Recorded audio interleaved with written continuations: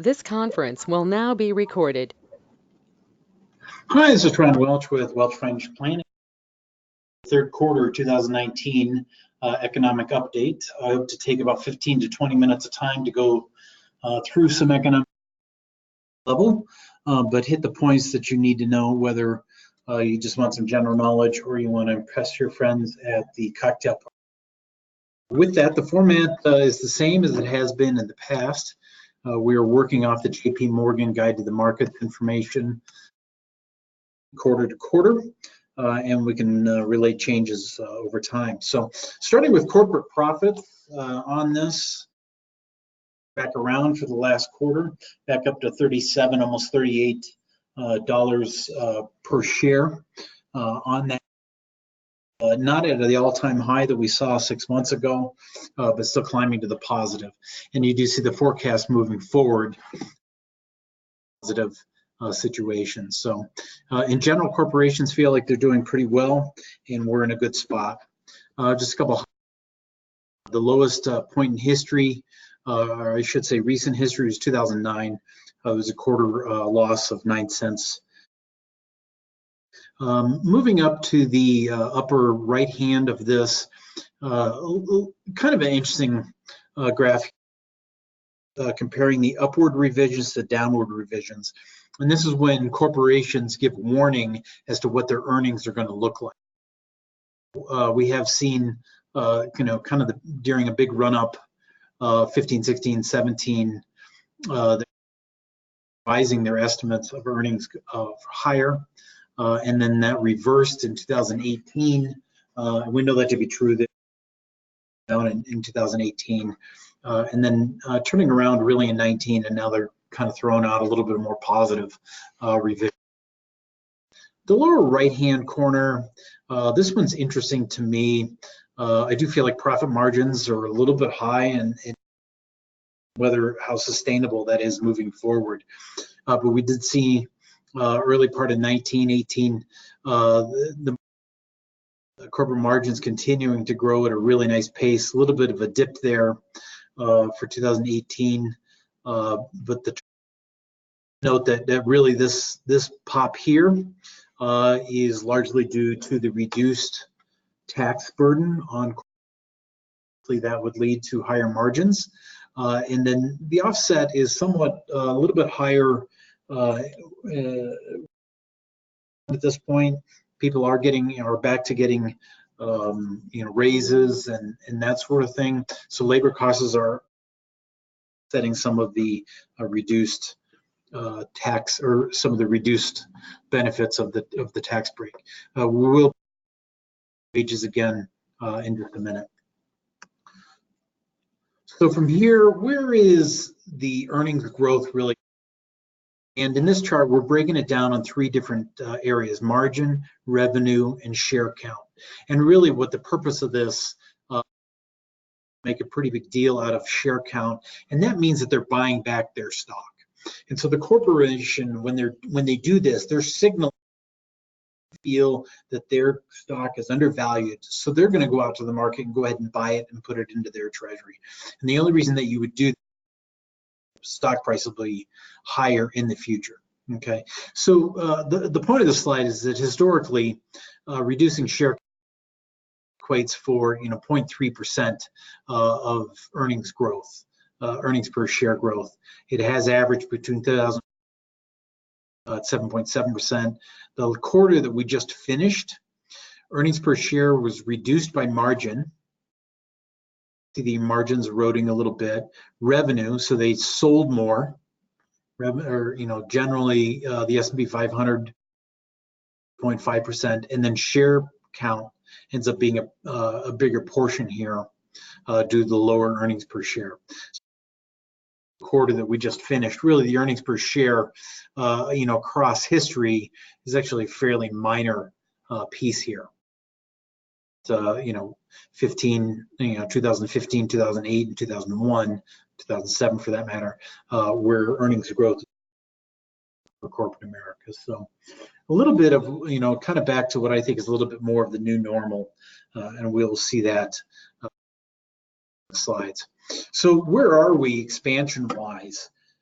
This is the longest expansion in modern history. We are of the expansion. It's also been the slowest. So if we look here, the expansion that we're currently in is this here, and you can see that it is, it's now tailing out as the longest expansion at 48 months.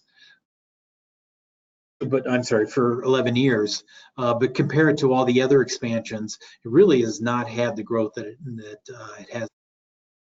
The U.S. economy is a story of long summers and short winters. The average expansion is about 48 months. Average recession is 15 months. So really, for 4 months of growth, 4 years of growth, we down. So we seem to remember the downs a little bit more than we do the ups, and that's human nature, and I understand that. This cycle won't change at some point. We will go into recession, but that's not today, nor likely probably. So from here, we're looking at a year-over-year change of 0.2%. Some of that is goosed by the reduced tax rates for corporations. They were and use it to build equipment and that sort of thing. I mean, anytime you're into deficit spending, you should economy. Quarter over quarter is 3.1% growth. We can see down here, here wise. So the growth in terms of being in an economic expansion, it's really not that impressive. Over history, it's really not that bad. So, and I do believe that a growth of 2 to 2.5% is probably the new norm, the foreseeable future. And what I mean for that is, between 1 and 5 years. I just, I don't really understand why grow at a 6 or 7 or 8% rate, like it did in 84 and 89, and then, some pretty impressive economic growth. I'm just not sure how the math would add up that's going to cause that. And we'll look at that. So let's talk about your house and how you're doing. Consumer finances continue to be very strong. And here's our where we've got basically 125 trillion of assets. A quarter of that is in our house. Some of that is deposits, meaning cash, and pension funds and other financial assets. So we've got 125 trillion dollars of assets, and then our liability. So what that means is for every dollar or for every $8 of assets that we have $1 of liability. And that's really a pretty healthy balance sheet. Our federal government certainly can't say that, and a lot of corporations can't say that. Street America is doing well. Certainly something that we want to keep an eye on is the student debt is now equating to 10% of all debt. So it's just behind mortgages. That's the largest debt for most people, mortgages percent of the debt. And then student loans is number 2 at 10%. So that is a big piece, and we are really, wreaking havoc on the young as they try and launch from the nest. So let's keep an eye on that. Also keep an eye on how to fund for college.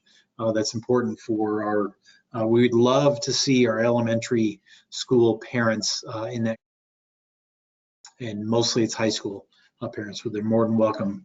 But if you've got a young toddler around, you need to get into our class. So household debt service ratio, this is the amount of money out of your paycheck that goes to servicing the debt. And that's really about of it. So if you make $100,000, about 10 grand of your salary is going to debt, and most likely mortgages. So since 1980, we're really at the best place that we've been in 35 years. And I encourage my clients to stay in this same point. You can kind of see where we get a little bit of debt happy, starting in 95. Really, the housing crisis, it's pretty easy to see in the back, the bubble that's taking place there, and really the struggle.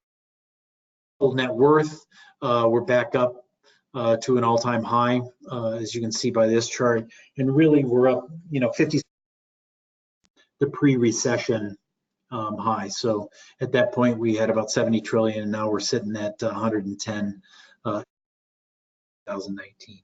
So, we're doing great. We just got to keep an eye on the strength of corporations. We got to keep the eye on the federal government. Page 20, or this is the cyclical indicators. This is generally where opportunity to view bubbles. And now, you can see residential investment as a percentage of GDP, and we can see the post or the pre-recession bubble that's taking place in the housing sector. Down it goes. Obviously, it has still below average, as far as from 1968.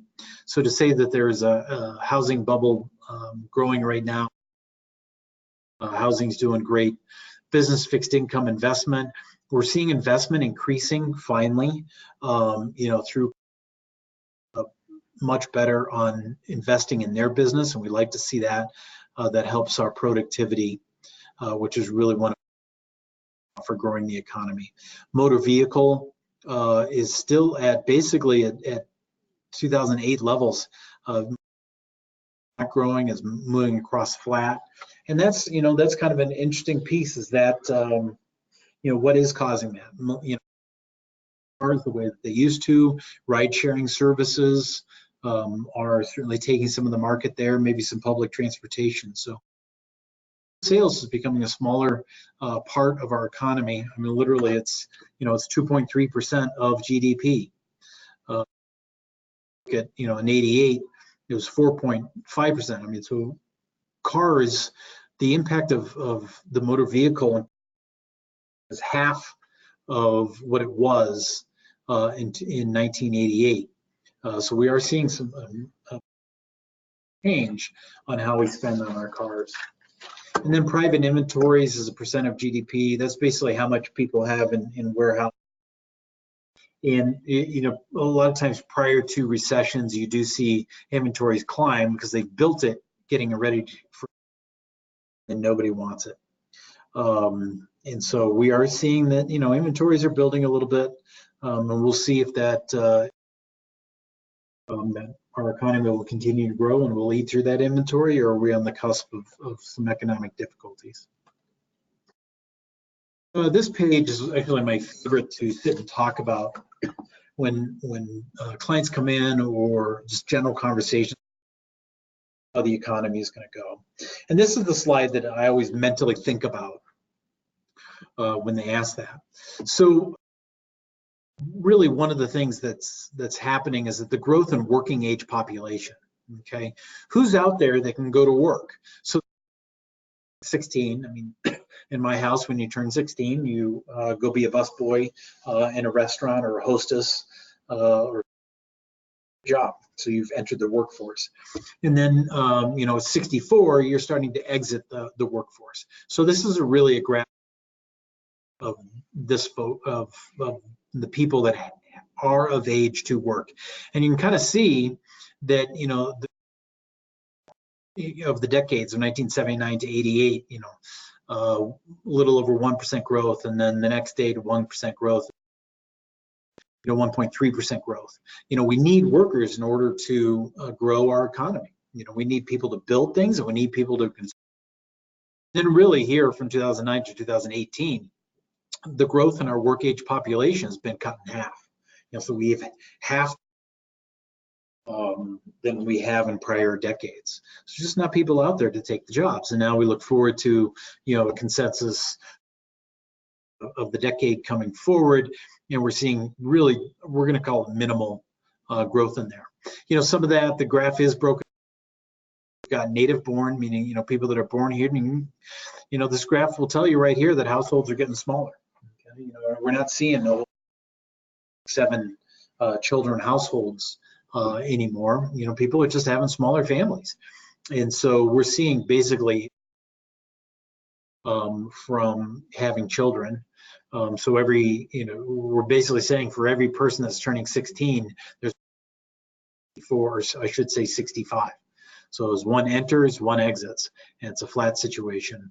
And then immigration, folks just immigration growth is at 0.15%. So really just no growth there. So when we look at the drivers of GDP growth, the two big items are growth in workers, which is highlighted, kind of, basically talked about that's been declining over time. And then really the next big growth is output per worker. And this is the one that kind of concerns me, is that from 1988, from this decade, productivity growth has not been there. And I don't really have an answer for that. In my office, I've got better tools than I had 10 years ago. I mean, really just kind of think about your job 10 years ago. What online that helps you do your job? And I think there's a lot of, there's certainly been some technology improvement, but we're not using them. And I don't know if it's, we're getting to work and we're spending more time in meetings about spending time on social network or Candy Crush or whatever while we're at work. But we're productive. We're seeing is just, really, pretty minuscule on that. So when you add those two together, the two big growth of being growth in workers and then productivity of those workers, and it's declining over time, over the decades. Trend line there from 0.3 down to 2%. And if you look at it if you look at it, the two big drivers of GDP growth have gone from 3.3% to 2%. That's a 33% decline on that. And so that's where I'm kind of saying I'm not really sure how we're going to have a long-term economic until one of these two inputs changes significantly. I don't think our growth in really going to take place. I just don't see a big push for everybody to have larger families. I just don't think that's going to happen. And so for me, we're going to need some big tools and some big equipment in order to make that happen, and that doesn't happen tomorrow. So the federal finances, this is the, if you're looking for me to have some concerns, this is the page that I have the concerns on. And, so the thing is that total spending is 4.4 trillion. Okay, so this is the 2019 federal budget. It's 4.4 trillion, but we're only collecting 80% of that. Income tax, you can see that in corporate taxes. So income taxes, the taxes that you and I pay, counts for 40% of the budget. 6% of the budget, 6% of the budget is coming from corporate taxes, 28% security taxes, and then 6% just kind of other taxes, miscellaneous excise taxes and tariffs and, on that. But the piece of 20% is being borrowed. So for every dollar the federal government spends, 80 taxes and 20 cents of it is borrowed. Okay. So the story, as it's building up that debt, you need someone to buy that debt. You need someone to go out and buy the treasuries that will support. The concern is that we stop buying treasuries, or somebody stops buying treasuries, or China stops buying treasuries, or any other foreign country. I stop buying treasuries. At that point, that's going to shift interest rates up significantly and materially when not enough people at the auctions to buy the debt. That's not happening today. Obviously, the 10-year treasury is sitting, at 3. So this, my scenario is not occurring today. I'm talking about if we continue this trend, is say, I'm just not buying that debt anymore. So here's the forecast moving forward. As you would expect, we growth and deficit during the recession of 2008, and then on it comes down, and then growth of of the budget is, or I should say, the amount of deficit spending is kind of moving across going. You look at it on an accumulated basis. We're obviously World War II. We went into very big deficit spending in order to, and then the deficit spending really came down over time. And really since 1980, the government's been into largely deficit since then. I want to say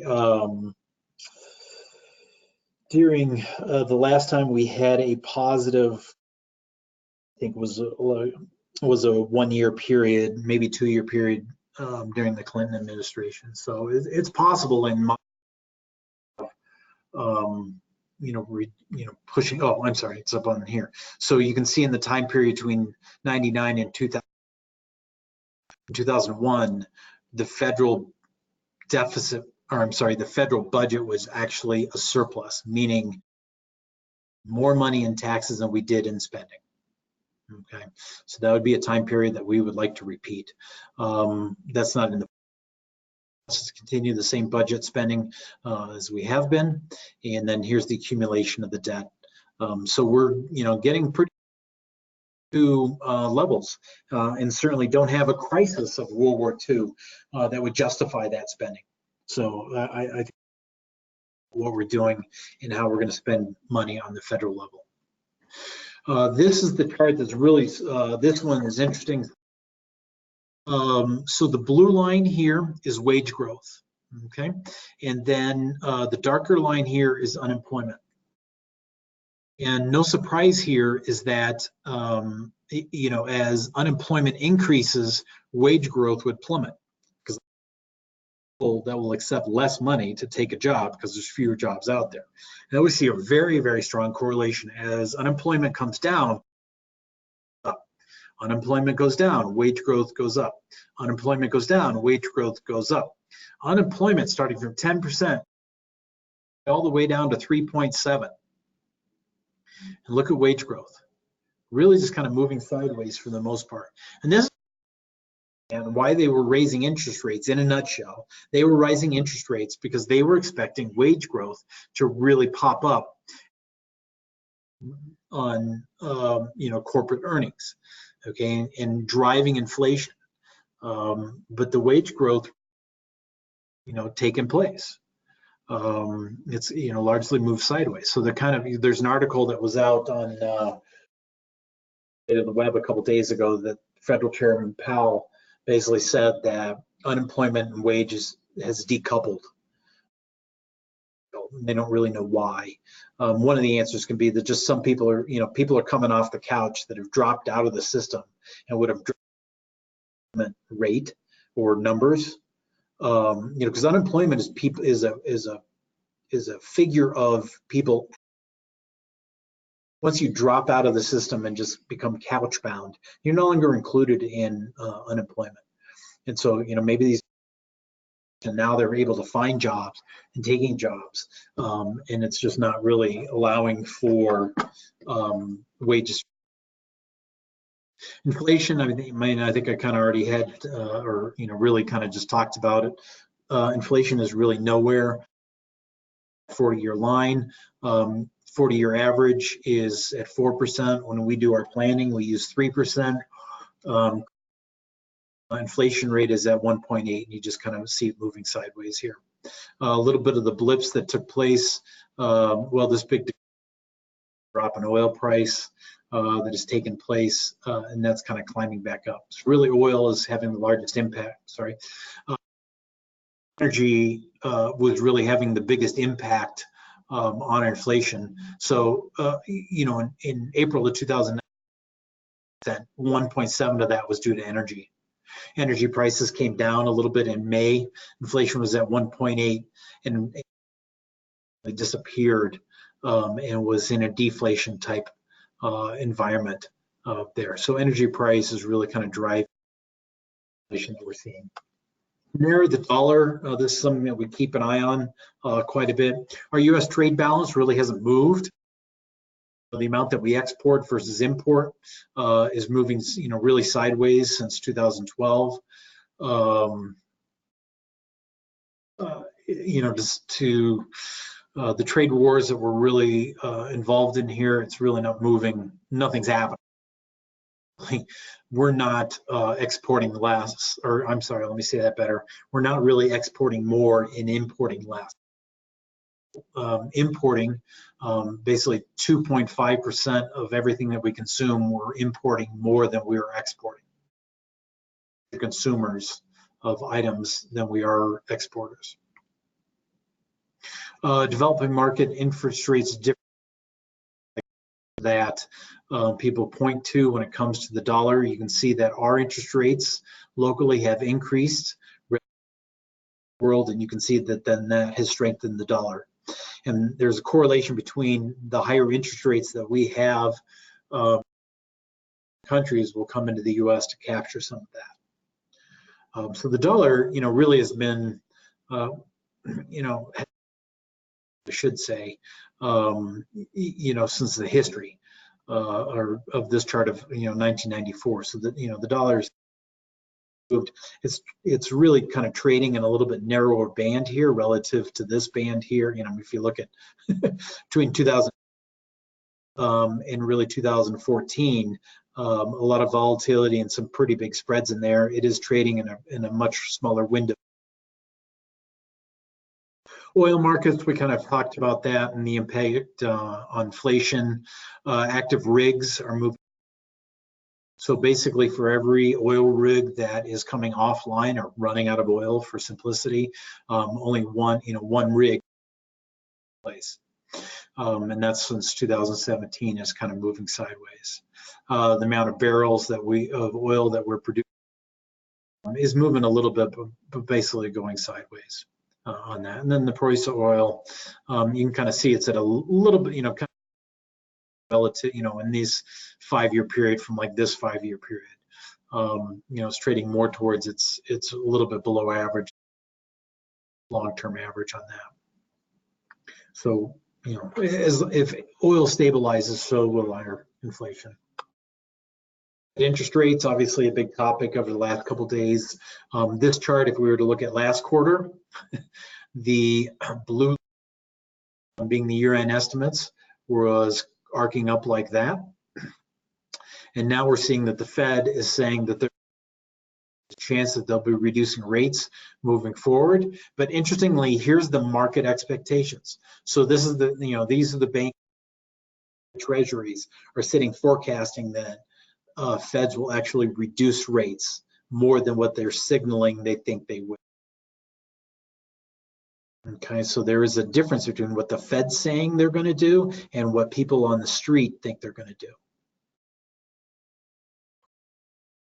Manufacturing momentum, this is an important chart. I mean, obviously the importance of this chart is diminishing a little bit.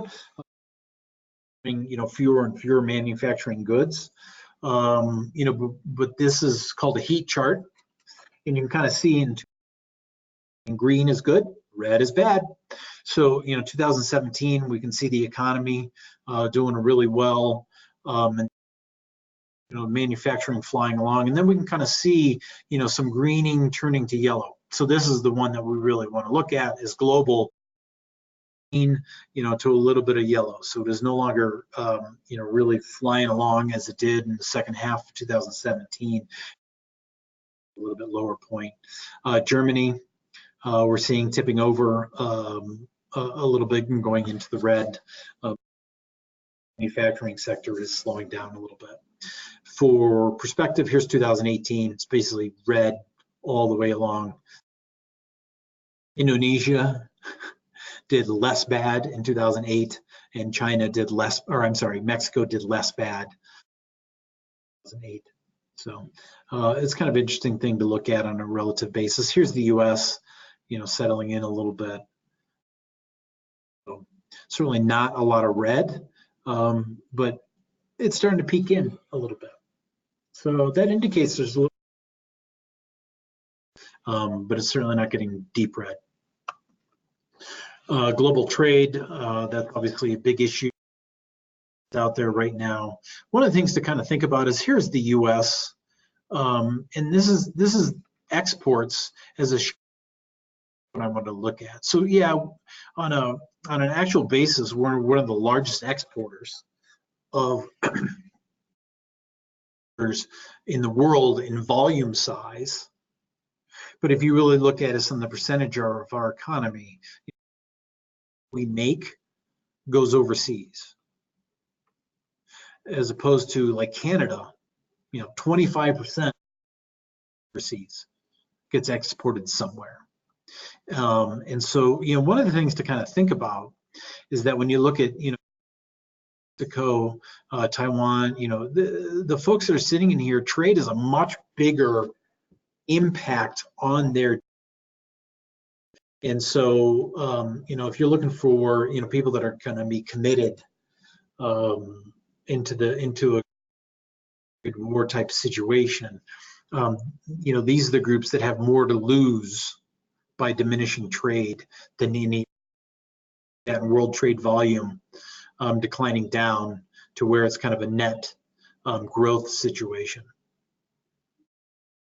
World, exporting is basically all just netting out at this point. The tariff or the global tariffs that that we're imposing on everybody, and them imposing on us. Really, if you kind of look at it, this is where they're at, and they're starting to. China is now adding some tariffs.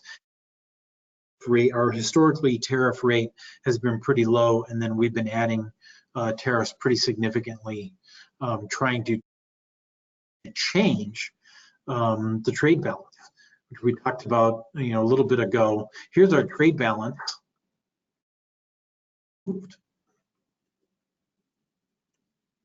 So even though we're implementing a lot of tariffs, not really moving the needle on that. And we are, the tariffs are, fairly narrow. We're down to China and Mexico accounting for most of the products that are in there. But as a whole, trade is continuing as it has before. I did take 33 minutes on that, a little bit more than what I was hoping for. But thank you very much for your time and some good information out of that a half hour together. So if there's any questions that have popped up or things you want to ask about, feel free to. And I look forward to addressing you again soon next quarter. Take care. Bye-bye. This conference will now be recorded.